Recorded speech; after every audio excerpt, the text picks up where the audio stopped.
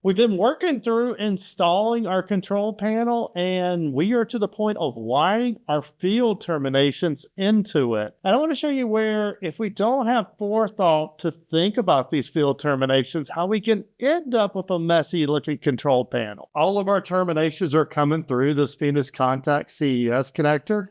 And we've talked about adequately sizing the wire duct, and we have less than 50% field. But let's talk about the issue that we have now. We have these 4 cables, and some of them go to the safety relay.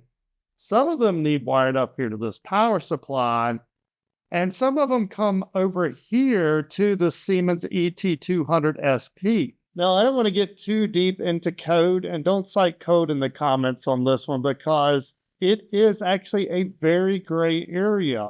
Arguably, as long as it's labeled properly, we can do that wiring and strip these cables and distribute them around. But is that going to be clear to our field installer as to what connects to where? So let's talk about a couple of ways that we can solve this. First, ask yourself, do you even need these cables to go back to your control panel?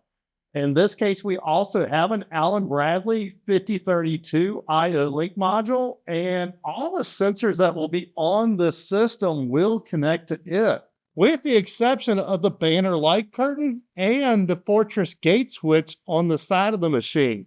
I could do those over some type of safety network, but I wanted an example of a hardwired safety circuit to show you. So on this bottom row, I am going to add terminal blocks for these field connections. And I'm going to start off with some 4-point terminal blocks. This will be for my plus 24 volts.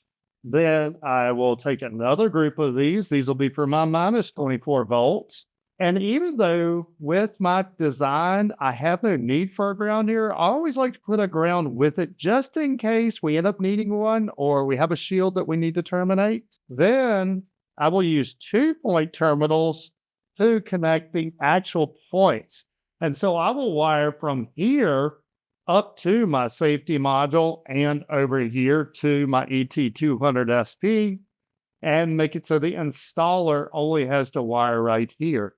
And don't forget to put some terminal numbers right here. That way it's really clear to them which wire goes where. The other option when it comes to field wiring is to leave it all out on the machine. And that's what we're going to use the Allen Bradley 5032 IO link block for. So click here where we can learn about it.